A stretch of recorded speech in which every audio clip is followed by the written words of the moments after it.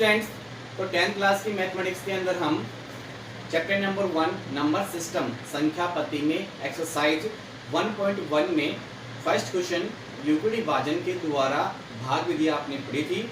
आज उससे आगे स्टार्ट करते हैं क्वेश्चन नंबर 2। तो आपके पास ये एक्सरसाइज है 1.1। क्वेश्चन नंबर 2 है आपके पास, दर्शाइए कि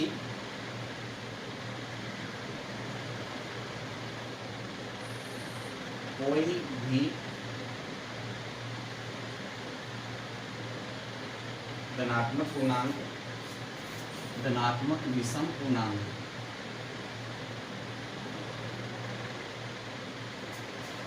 सिक्स क्यू प्लस 1 या 6q प्लस 3 या 6q प्लस 5 के रूप का होता है।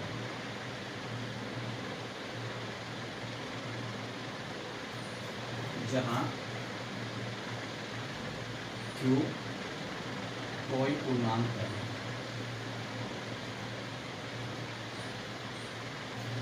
तो हमारे पास क्या है, क्वेश्चन ये है, दर्शाना है कोई भी धनात्मक विषम पूर्णांक जो है वो 6 प्लस 1 या 6q प्लस 3 या 6q प्लस 5 के रूप का होता है जहाँ q कोई पूर्णांक है। तो आप सबसे पहले मानोगे, माना कोई धनात्मक पूर्णांक धनात्मक विषम पूर्णांक a है तथा b बराबर आपको यहाँ पे क्या पड़ेगा 6। b बराबर 6 है तो b बराबर 6 है। अब नीचे लिखेंगे यूक्लिड विभाजन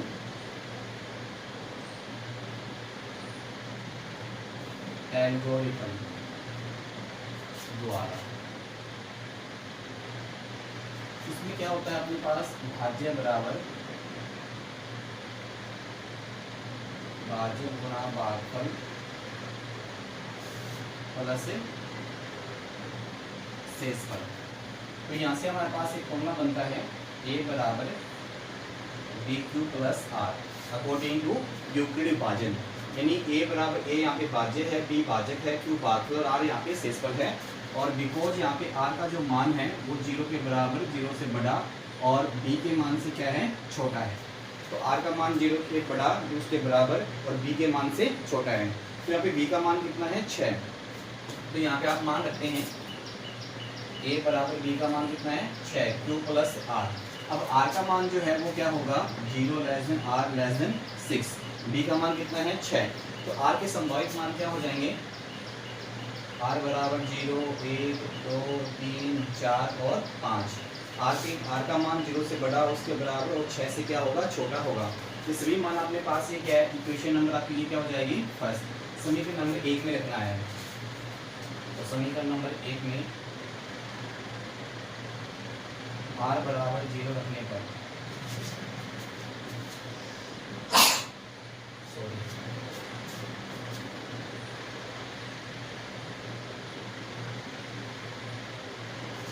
तो यहाँ से देखो a बराबर 6q प्लस 0 इक्वल कितना बन जाएगा, 6q। इक्वेशन नंबर आपकी हो जाएगी 2। इसी प्रकार से आपको r बराबर 1 रखने पर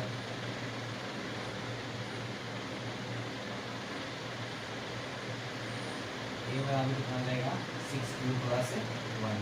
इक्वेशन नंबर 3। इसी प्रकार से आप इधर रखते जाएंगे और देखेंगे a बराबर आपको कितना बन जाएगा, 6q plus 2। Equation number 4। a बराबर 6q plus 3। Equation number 5। a बराबर 6q प्लस 4। Equation number 6।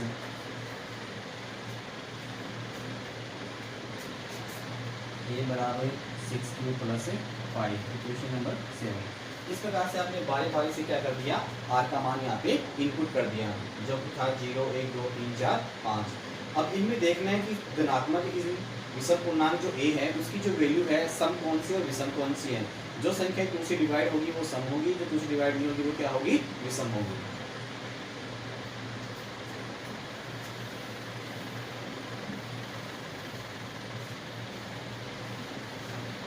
तो देखिए इसमें आता है 6q, 6q + 2, 6q + 4 सभी सम धनात्मक पूर्णांक संख्याएं हैं।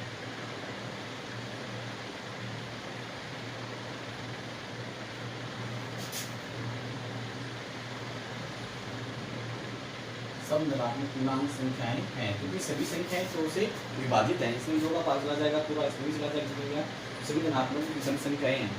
तो आपको निकालने क्या है, विषम पूर्णांक संख्या, शेष तो बच जाएगी, वो कैसी होगी, विषम पूर्णांक। तो आप बोलोगे अतः है सिद्ध हुआ कि कोई विषम धनात्मक पूर्णांक, विशेष मान क्या बचे हमारे पास, 6q + 1, 6q + 3 और 6q + 5 के रूप का होता है। यह पर क्या हो जाएगा, सिद्ध हो जाएगा। नेक्स्ट है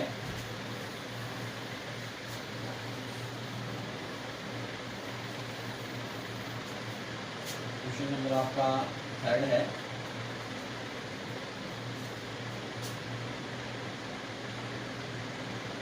इसी परेड में 616 सदस्यों वाली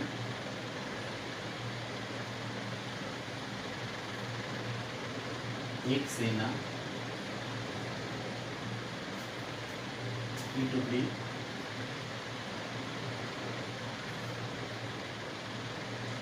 को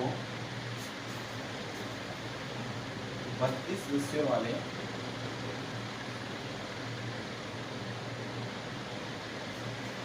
एक आर्मी बैंड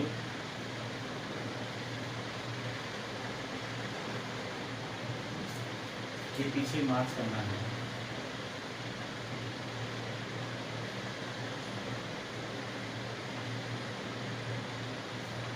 दोनों समूहों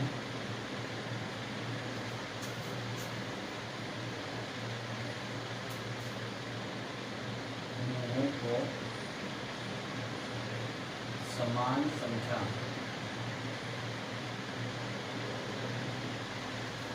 वाले समूह में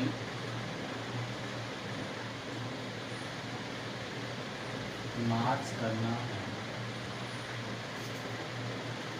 उन स्तंभों की संख्या ज्ञात कीजिए।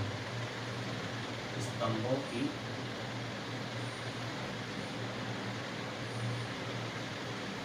अधिकतम संख्या ज्ञात कीजिए।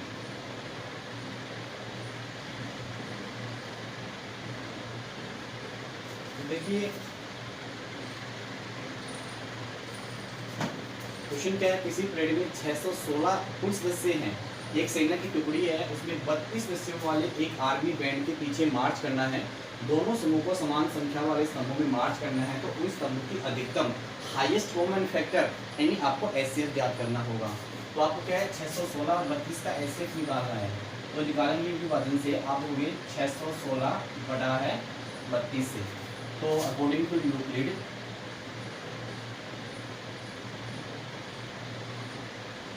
विभाजन एल्गोरिथम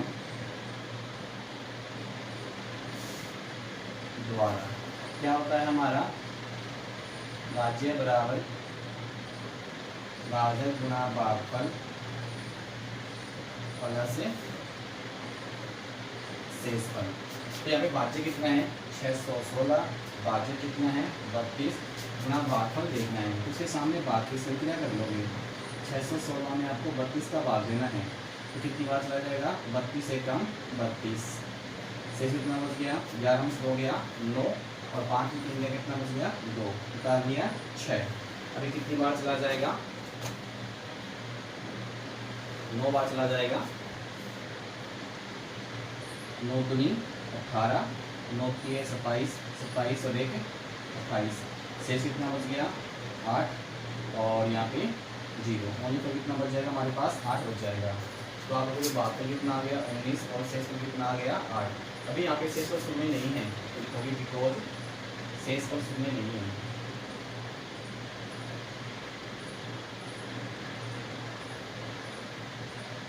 अब शेष पर शून्य नहीं है तो आगे आपको भाग की संख्या करनी पड़ेगी और वो भाजक और शेषफल में लगानी है। तो 32 और 8 में बड़ा कौन है 32, 32 बड़ा है 8 से, तो 32 क्या बन जाएगा भाज्य और 1 कितना बन जाएगा भाजक। इसके सामने बाकी संख्या करोगे 32 में आप 8 का भाग दोगे तो 8 जो कितना जाएगा 32, शेष में कितना आ गया 0 और 4 प्लस 0, यहाँ पे शेष पर 0 आता है, इस बात खत्म हो जाता है। तो आप बोलोगे यहाँ पे आता है शेष पर शून्य है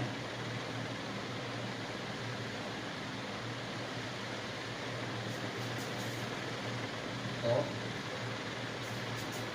616 और 32 का HCF लास्ट भाजक कितना है 1, तो 1 होगा। ये आपका क्या हो गया आंसर हो गया। नेक्स्ट क्वेश्चन है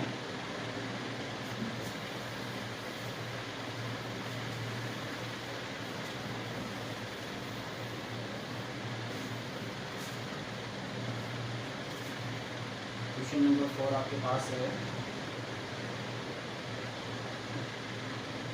न्यूक्लियर विभाजन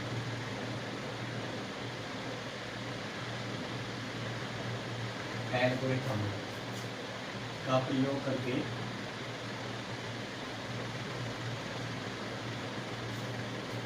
दर्शाइए कि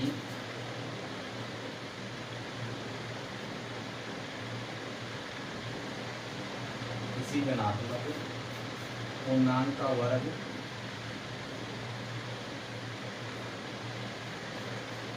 किसी पूर्णांक n के लिए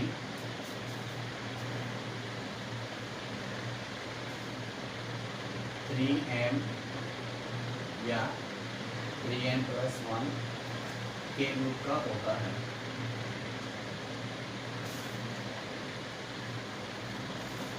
क्वेश्चन आपके पास न्यूटन विभाजन एल्गोरिथम का प्रयोग करके आपको दर्शाना है किसी धनात्मक पूर्णांक का वर्ग किसी पूर्णांक n के लिए 3m या 3n+ के रूप का होता है। तो यहाँ पे आप सबसे पहले माना कोई धनात्मक पूर्णांक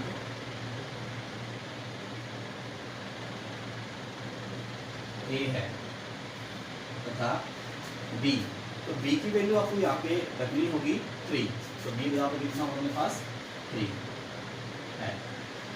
तो न्यूक्लियर विभाजन एल्गोरिथम द्वारा क्या होती है भाज्य बराबर भाजक गुना भाग प्लस शेष पर, इसको क्या लिखते हैं a बराबर bq प्लस r, जहाँ 0 less than r less than b, यानी r का मान 0 से बड़ा उसके बराबर b से छोटा होता है। जैसे मान लेते हैं यहाँ पे a बराबर 3q प्लस r, r का मान यहाँ पे क्या होगा 0 less than r less than 3, तो r की संभावित मान क्या हो जाएंगे 0, 1 और 2। ये मान आपको बारी बारी से रखने हैं। a बराबर कितना जाएगा 3q प्लस 0 इक्वल 3q। अब आपको क्या निकालना वर्ग निकालना है, तो दोनों पक्षों का वर्ग करोगे, दोनों पक्षों का वर्ग करने पर ये लिखा जाएगा अपने पास a² इक्वल 3q का होल स्क्वायर इक्वल 9q²। इसको आप कह सकते हो a² इक्वल 3 इंटू 3q², तो 3 इंटू n, बिकॉज यहाँ पे क्या हो जाएगा 3q² इक्वल n, जहाँ पे m भी क्या है कि पूर्णांक संख्या है। ये आपके पास इक्वेशन नंबर फर्स्ट हो जाएगा। इसी प्रकार से आगे सॉल्यूशन करेंगे।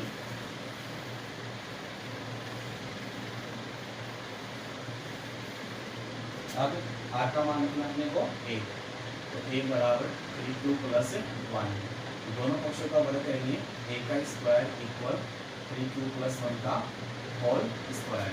तो a का स्क्वायर तो क्या प्राप्त हो जाएगा, a स्क्वायर, और ये 3q का whole square plus 2 into 3q into 1 plus 1 का होल स्क्वायर।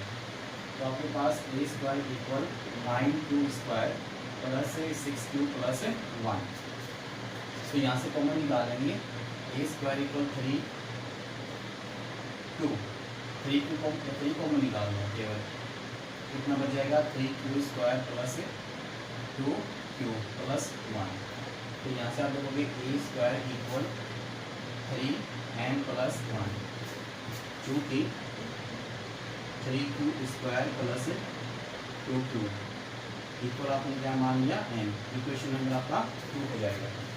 इसी प्रकार के थर्ड के लिए निकालेंगे।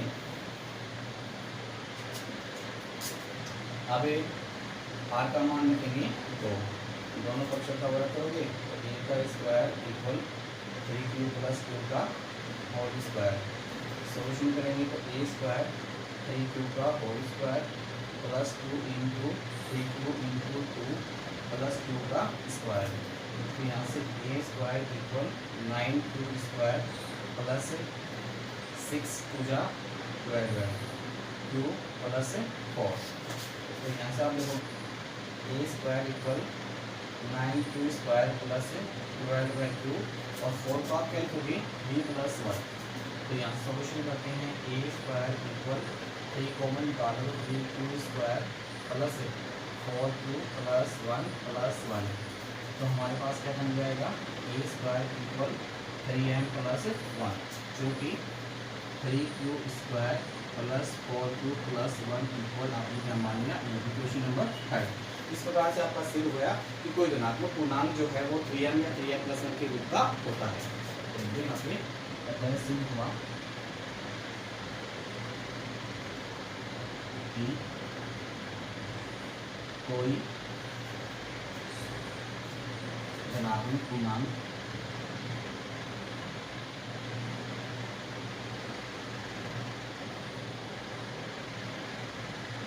का वर्ग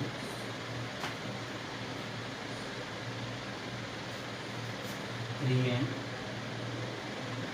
या 3n प्लस 1 के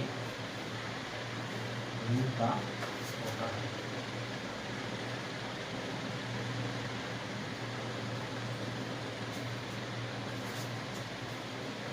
इस प्रकार से आज हमने क्वेश्चन नंबर 4 तक कंप्लीट कर लिए हैं। आशा करते हैं सभी विद्यार्थियों को समझ में आए होंगे।